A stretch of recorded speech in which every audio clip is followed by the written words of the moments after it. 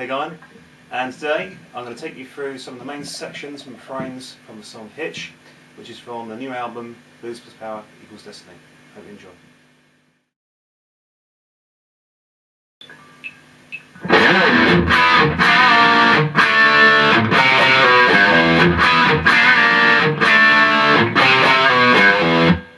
Now, throughout that riff, I was really emphasising a syncopated feel, which should, rather than actually stress the 1, 2, 3 and 4 of any bar measure, you're really emphasising the upbeat. So it's rather than the 1, 2, 3, 4, you're counting and.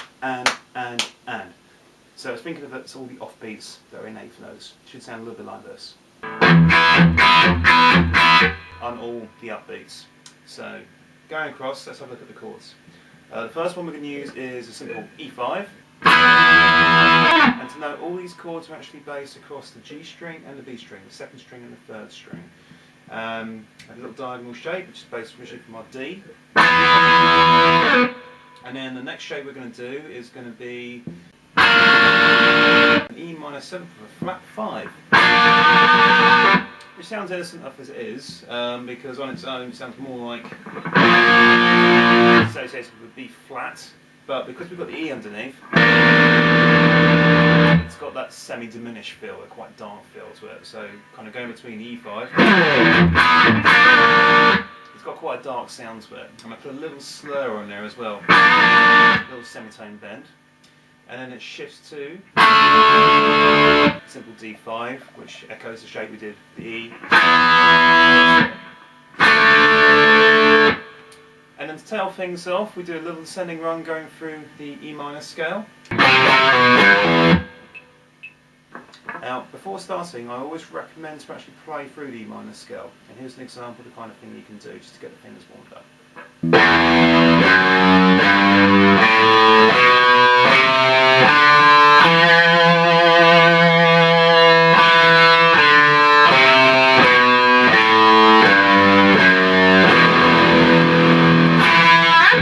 Now the actual riff goes a little bit like this. Double hit on the C, and then the rest of it, keeping the downstroke motion, give it lots of edge. The movement comes really through, a bit legato, the pull off between the second finger and the first. And don't forget to real twang onto those pull-offs. Rather than actually pressing down like a button, you're taking the actual terms really literally. You're hammering on, and then pull off, you're really pulling off that string. Right, now the verse in the song simply plays off that syncopated motion that we already established within the main refrain, playing off a low E5 chord, having a very heavy upstroke on there as well, gives it loads of angst. Hetfield does this an awful lot of the latter Metallica stuff, probably from around about the Load period he started doing this, and I found that was quite a good inspiration for this. It just gives it loads of angst. Now, rather than keeping that idea repetitive to the point where it gets really monotonous, what I do is put various tails on. And the first tails I do is using the idea of a sixth interval, and have that sliding in eighth notes as well, so you get a really nice motion.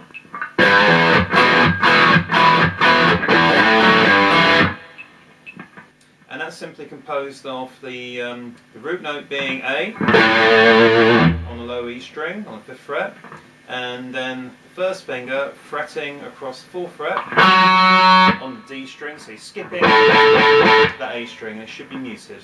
And I'm doing outer picking there as well, so I'm doing a downstroke on the low E and an upstroke on the D, so you get something like this.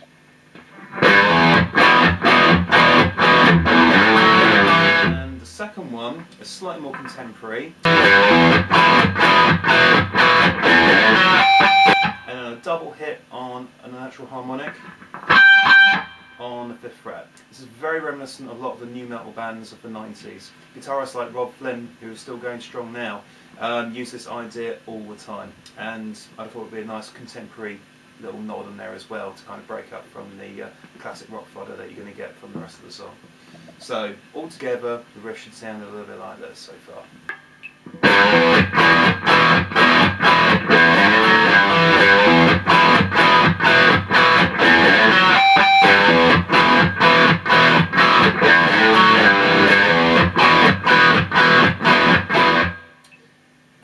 to rotate around those fills. The first time round just plays off the sixth, the second time round uses the natural harmonic, and then when I go through it one more time, I go through the sixth, and then there's a file tail end where I take the sixth idea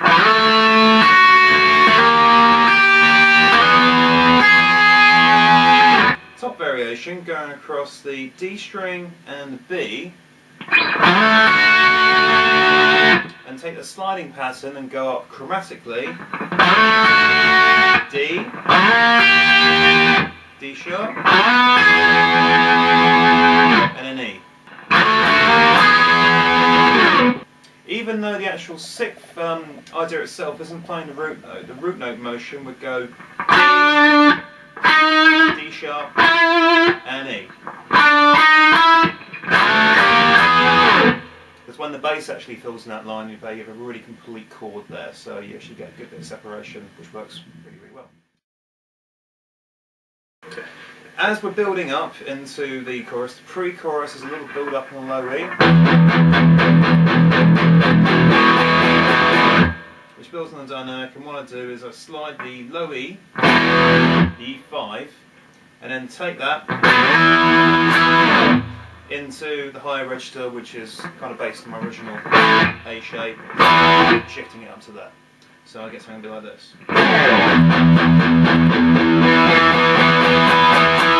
Once again, just pedaling on the eights with a downstroke, really raising the dynamic towards the end. Now the chorus is simply made up of predominantly power chords, starting off with B5, and then going to an A5,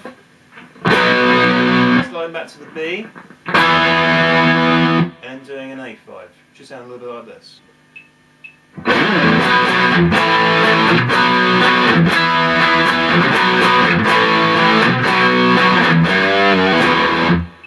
Little tail on the end of there, where I did a little semitone bend there, going across the F sharp on the second fret to low E, slurring up to the G,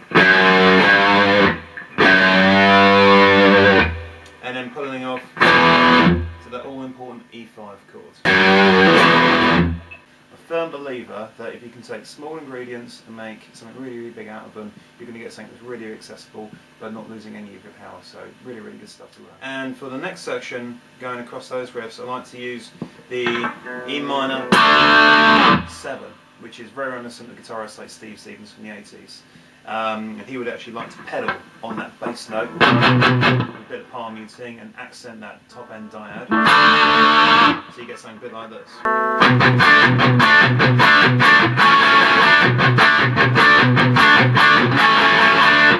But what I do is, rather than just kind of keep that static, like what Steve would do, he would actually intervallically move a couple of notes on top of that dyad. And the little melody I've going on is like this.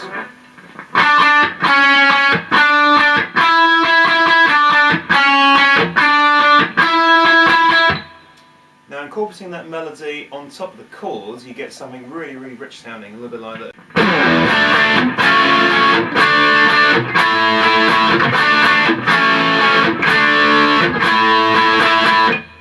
Once again, incorporating that little tail on the end, so I'll play it for you one more time in its entirety.